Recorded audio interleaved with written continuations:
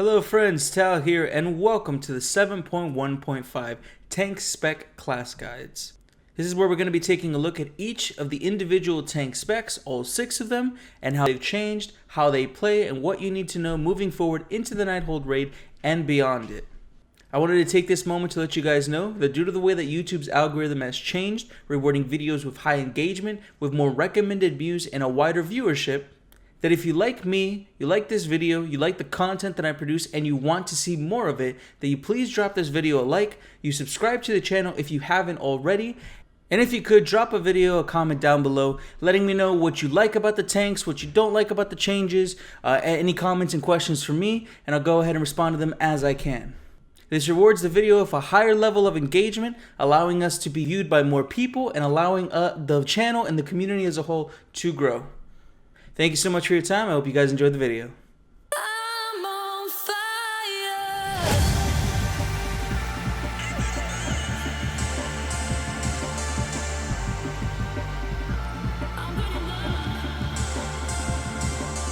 Go, just like you never broke my heart, like you never said the words to worlds never further apart. Go, life will never be the same, but I will keep on finding my way. I move on to get to my brighter day. Now, now, now,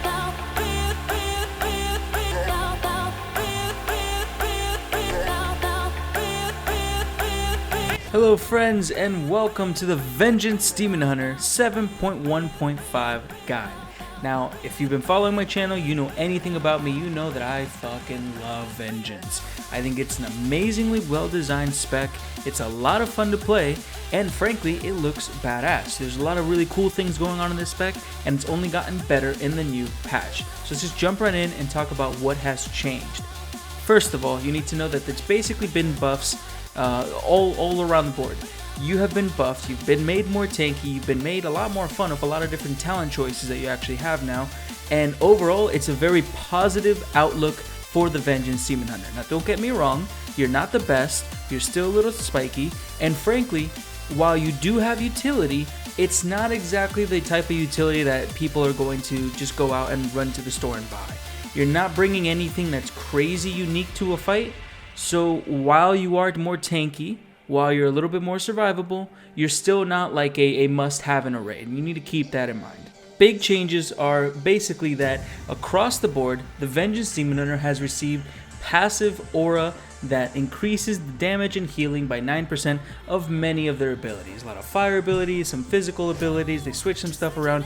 Basically, it just kind of tweaked some of your numbers. Now you're going to be able to see in the description, I've linked to the MMO Champion forum for this Vengeance Demon Hunter. It's made by a person called Munkky. He's really big in the theory crafting community. He's written the Wowhead guide as well, and there is a Google Doc that again is going to be talking about these changes. Basically a nice little summary that you can go ahead and look at. They're going to be linked in the description below. Check them out, give that support, give them props where it's due. So what else has changed is that Demon Spikes is now going to reduce the physical damage you take by 10% instead of 20%, but Demonic Wards, which is just like your baseline tank aura, is going to reduce all damage you take by 10% and increase your stamina by 55% now instead of 45%. What does this mean? It basically means that you are tankier without Demon Spikes up, so they just kind of moved a little bit of damage reduction off Demon Spikes. It's the same thing, really. The numbers, you'll use Demon Spikes, you'll be at the same damage reduction, but now when you don't have it up, you have a little bit more. So it's a buff to you, it's just kind of changing the numbers around so it's up more often versus having to press the button. That's all that is there. Another big change is that Metamorphosis has received some tweaks, which is really nice, because before it was honestly a very boring cooldown besides looking cool. You're going to transform into a demon form for 15 seconds, you're going to increase your maximum health by a certain amount, and your armor is going to be 100%, and it's going to change your sheer ability as well as generating 7 pain every 1 second. So finally, it's going to be affecting one of your abilities. You're going to get a massive armor boost when you go into Metamorphosis, and sheer is going to become Sever. You strike for physical damage, and you always shatter a lesser soul fragment from your target every single time.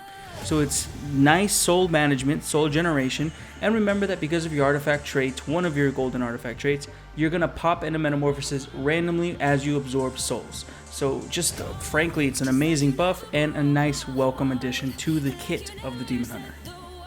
Beyond that, it's important for you guys to know that the Demon Hunter basically plays the exact same as it did in the last patch. There is variations when you talk about the talents. We're not going to get into that just yet. We're going to save that for a little bit later. And that is gonna change your playstyle a little bit. But overall, the core tenets of the Vengeance Demon Hunter remain the same. You are building up your pain with Shear or Sever whenever it's empowered, as well as Immolation Aura and keeping that on cooldown. You are going to be using your Sigil of Fire on cooldown as much as you can. You're going to expend the pain on Demon Spikes and hold it up as often as you can when you're taking physical damage. You mitigate some magical damage with Demonic Wards, or Empower Wards I should say. And you're going to spend your pain on Soul Cleave, as well as any soul fragments that might be around. You kind of have like a dual resource system. And the soul fragments are not always going to be up. They're going to be generated. You're going to want some way to track that. I have a weak aura. If you go check my weak aura guide, you'll find it there. But basically, you keep track of your pain, you keep track of your soul fragments, and you spend it to keep yourself alive. You have very powerful cooldowns in your Soul Carver and your Fiery Brand.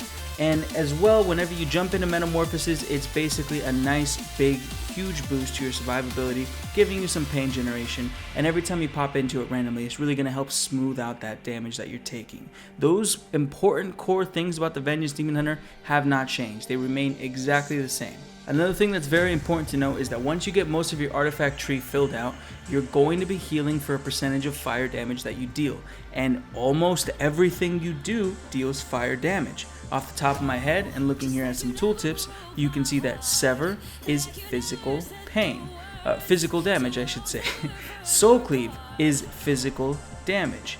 So you have some physical damage that you're doing baseline, but then fire damage is coming from your Fiery Brand. It's coming from your Soul Carver. It's coming from your Immolation Aura, from your Sigil of Flames. You're going to be emanating this fire damage as often as possible, and it's important that you know that when you are using that fire damage, you're healing for a percentage of it. Now, it's not something you have full control over. It's not something you just kind of go, boom, healing, fire damage, boom, firebolt, heal immediately. No, that's not how it works. It's like a passive leech almost. It's not something you're going to have control over too much, and it's not going to be like a big noticeable thing, but it's important to know about it. If you have a couple of things stringed together, especially because Fiery Brand, again, once you fill out some of that artifact trait, is going to increase the fire damage of your abilities, it's important to know that if that's coming up, you have Immolation coming up, you have Soul Carver coming up, you can Fiery Brand, Immolation, or Soul Carver, and not only is Soul Carver going to give you those soul fragments to also heal you, but the fire damage from Soul Carver, the fire damage from Immolation Aura is going to help keep your health healthy. So it's just important to know, it's little combinations like that. It's not something that's a huge difference, but it shows you the difference between a good Vengeance Demon Hunter and a really great one. Beyond that, looking at your stats, in 7.1.5, your stats are going to be with tier, mastery, versatility, haste, crit. Without tier, you're going to want to be stacking versatility, haste equal to about mastery, and then crit. That's for pure defensive value in a raid scenario, with or without your tier from the Nighthold raid. If you're focused on Mythic Plus dungeons, it's important to note that for 7.1.5, if you're trying to be, trying to survive in Mythic Plus dungeons, Mastery is a little bit better because it's going to give you more damage reduction from Demon Spikes, then going into Versatility, which is then about equal to Haste, and then Crit. And if you're trying to be a little more DPS-y, Crit is your best DPS stat, followed by Versatility, Mastery, and then Haste. It's important to note that Mastery is what you get until you're okay on damage reduction for Demon Spikes. It's very much a personal preference. There's no percentage or ratio that you need to hit. You just need enough mastery that when you use Demon Spikes, you feel like you can live, your healers can keep you up, you're not in a dangerous scenario. And then everything else kind of needs to be balanced. As far as DPS goes, all the stats are well balanced into each other. You do not want to go heavy into versatility or heavy into haste, because it's going to upset that balance and you're going to get diminishing returns. All your stats are good for you as a Vengeance Demon Hunter. The only one you want to stack to a certain point is Mastery, because that's the one that's going to keep you alive through most of the things you're going to face. good to know that for the most part you are balanced class. You're not gonna have that situation where, let's say you're a fire mage and you don't have crit on a piece and you hate that item. No, you're well balanced. Higher eye level wins, mastery until preference. That's how it goes for Vengeance. Alright team, so now we're gonna go ahead and get into the talent changes. Now for the most part, Vengeance Demon Hunters have received a number of changes to the talents that really open up a lot of different scenarios and variations that you're going to want to use depending on the content that you are facing. Let's just go over the changes, and then I'll go ahead and talk about the different combinations that I feel are going to be best in what scenarios, and how you're going to use them. Now for the most part, Abyssal Strike and Razor Spikes are going to be the go-to talent choices in this first tier. Agonizing Flames was nerfed again. It's only going to increase your movement speed by 30% and increase damage done by 20%. The continued nerfs have made it something that you're not going to really care about too much. For sustained AoE, you're going to be taking, or not sustained AoE, just AoE in general, Abyssal Strike. It's going to increase the range by 10 yards, and its cooldown is going to be reduced by 8 seconds instead of 5. So you're going to have more Infernal Strikes. It's going to be doing more damage. Infernal Strike is something you use even on single target on cooldown. You don't let the charges cap out because it's free damage. You can still cast other things while you're in the air. It's good damage. You want to keep using this all the time. And then Razor Spikes is your go-to for single target scenarios.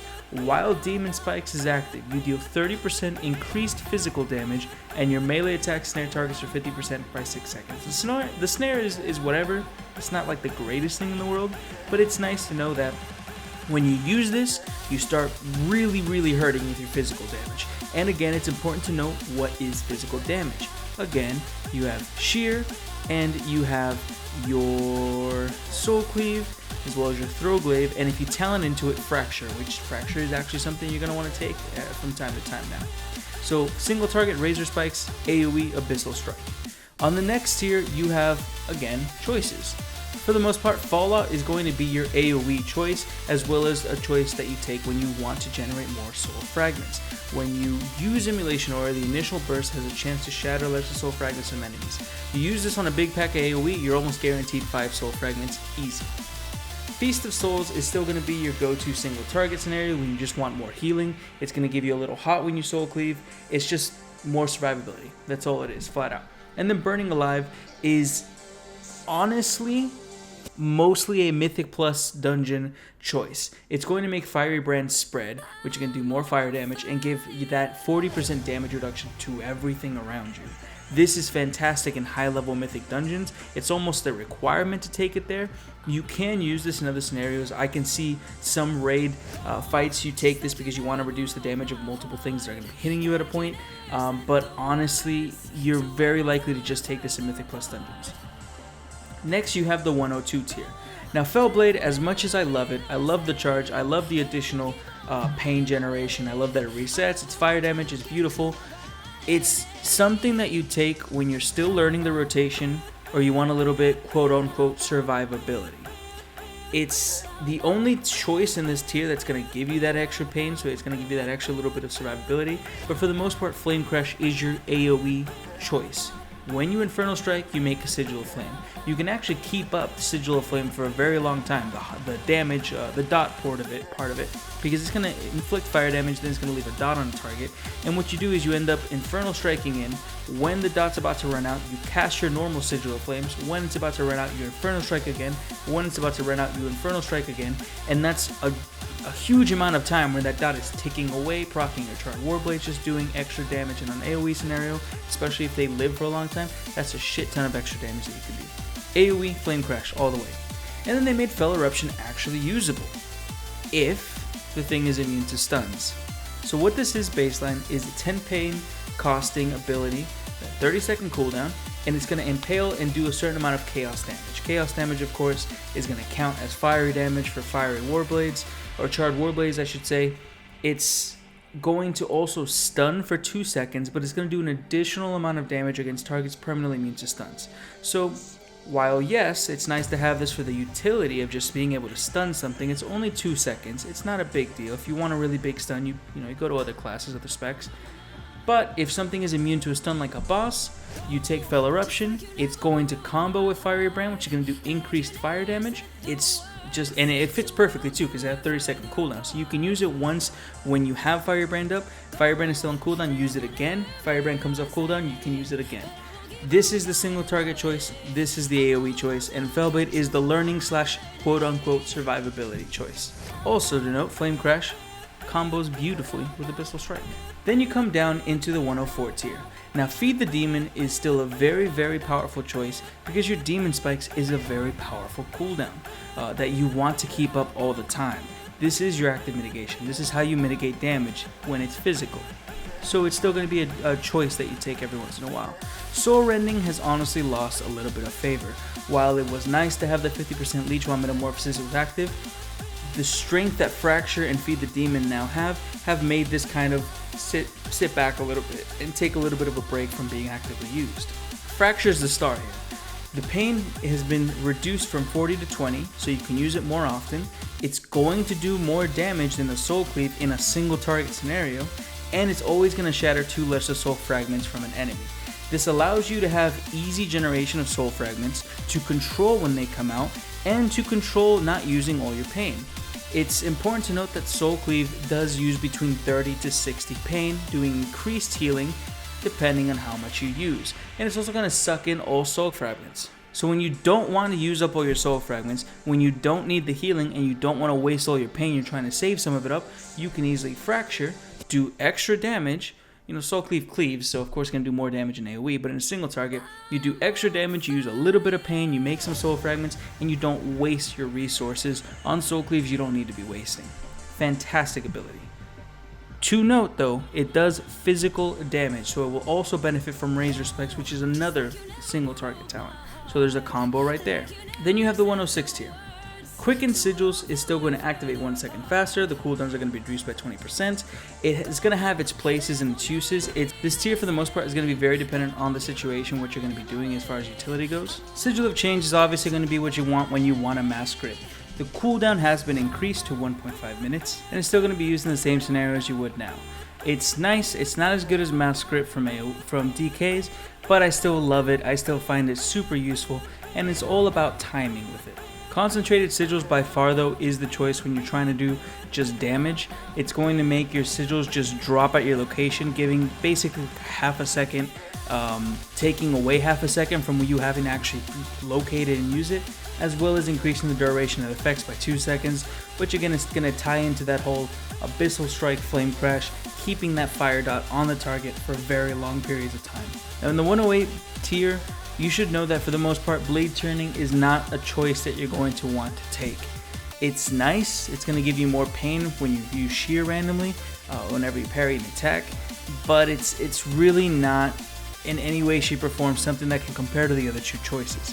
Fell Devastation still retains its spot. It's a good 1 minute cooldown, does a bunch of fire damage, heals you for a bunch, it's still the burst scenario, it's going to cost you 30 pain, it's still fantastic, still great.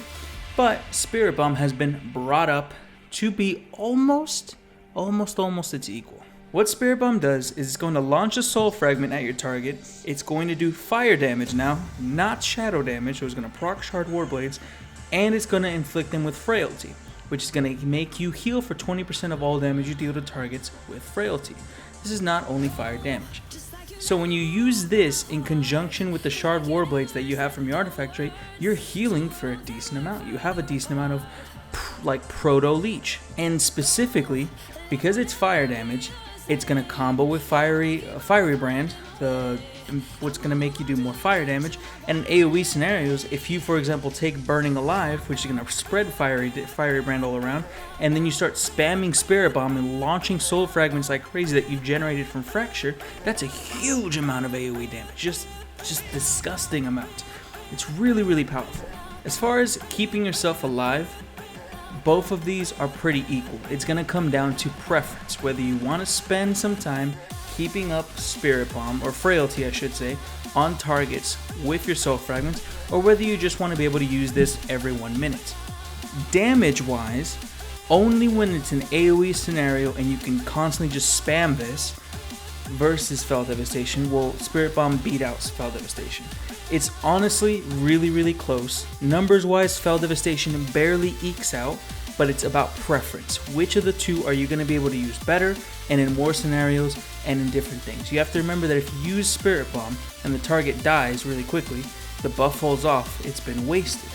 But Fell Devastation has a 1-minute cooldown. You can't use it as often.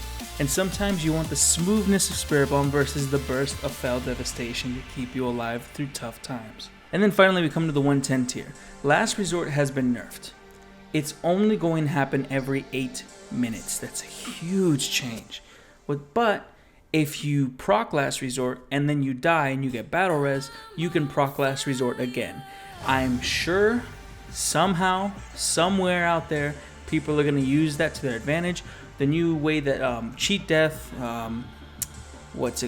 Purgatory, and Last Resort, the way that they work now, I'm sure that people are going to abuse that with Battle Reses, but it's important to note Last Resort is kind of meh now.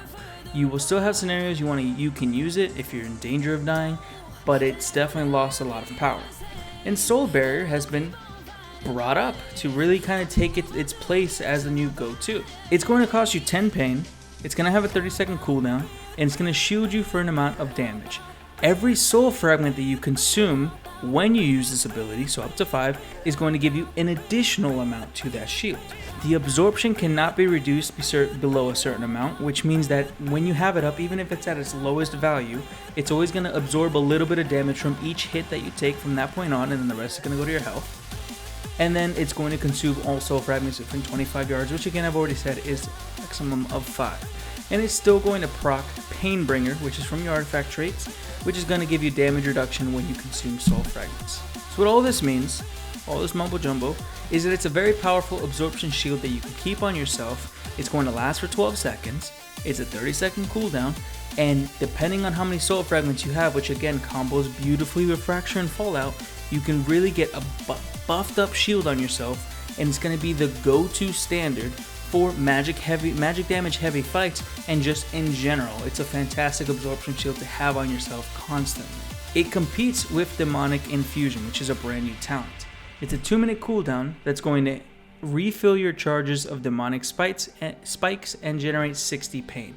It's what you choose when you're taking heavy amounts or long amounts of physical damage.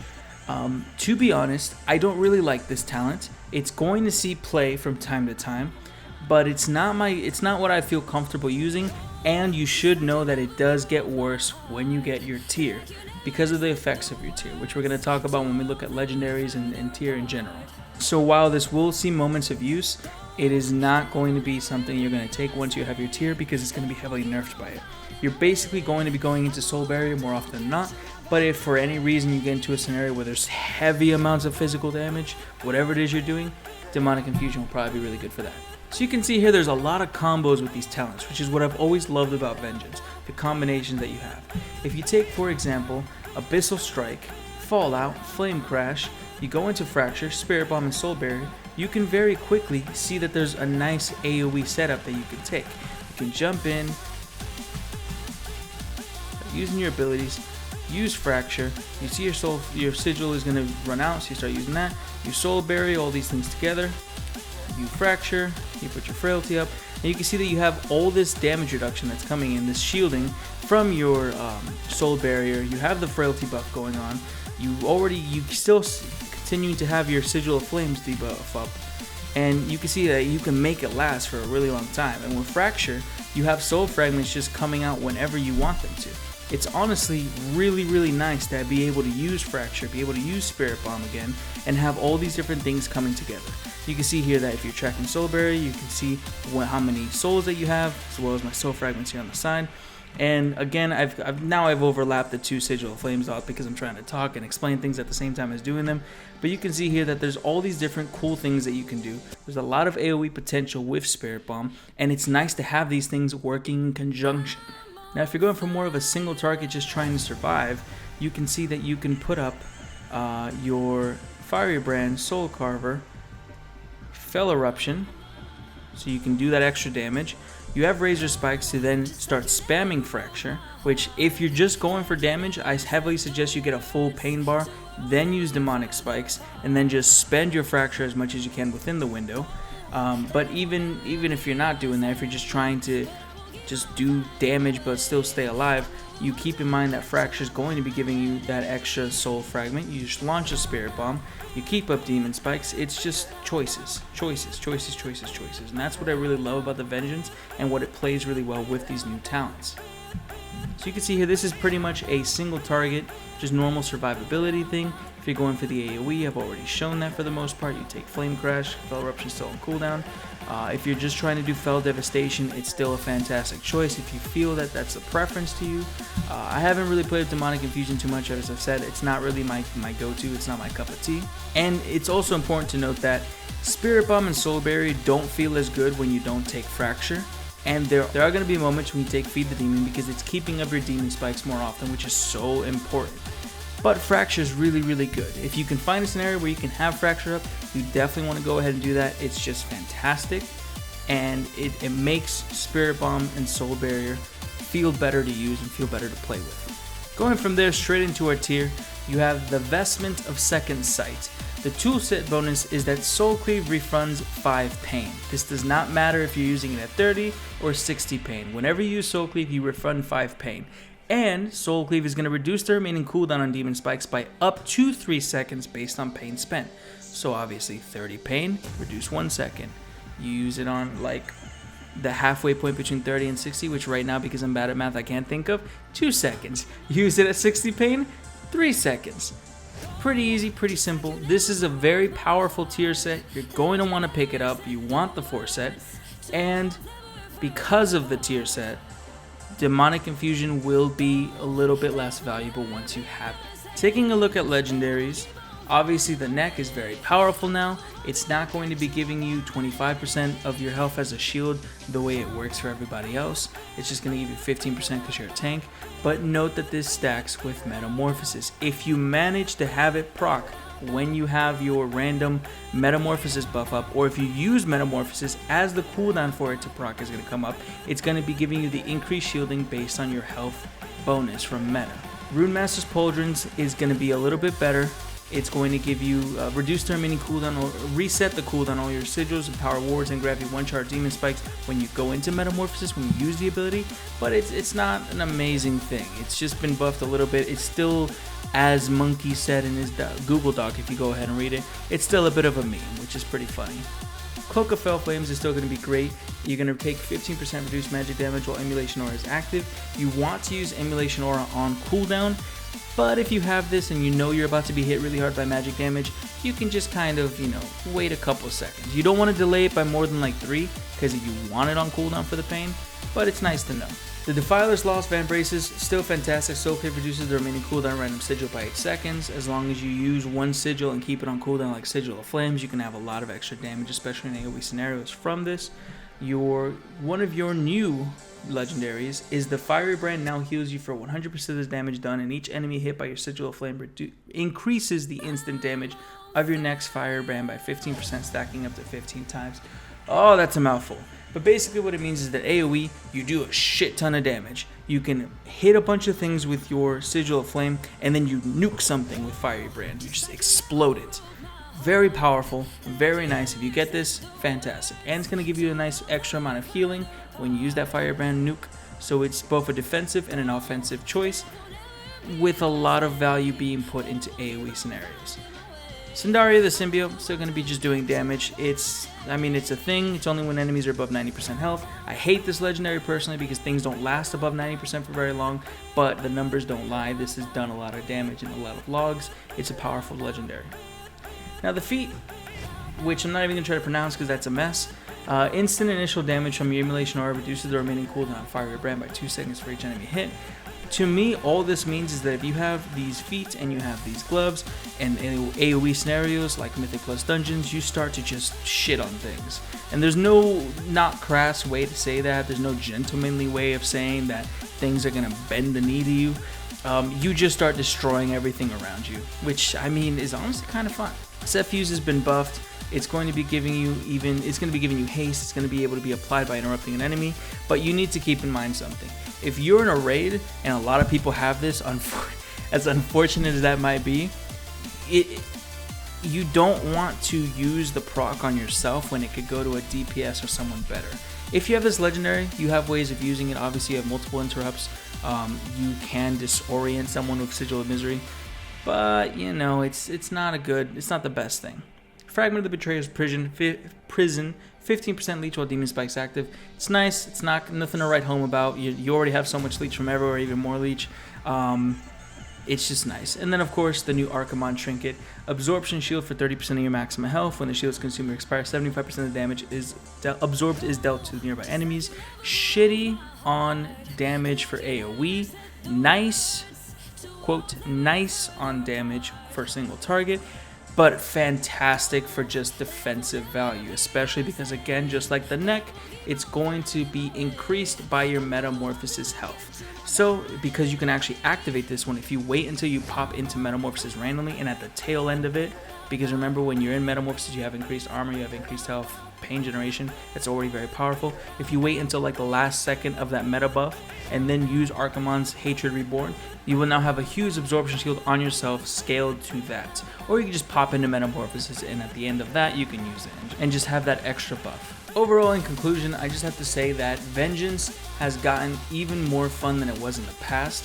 You have more talent choices available to kind of combo and use and have fun with. You have these options that you want to take in AoE scenarios and single target scenarios, and with these new 7.1.5 changes, you've only gotten better. Again, you're not the best.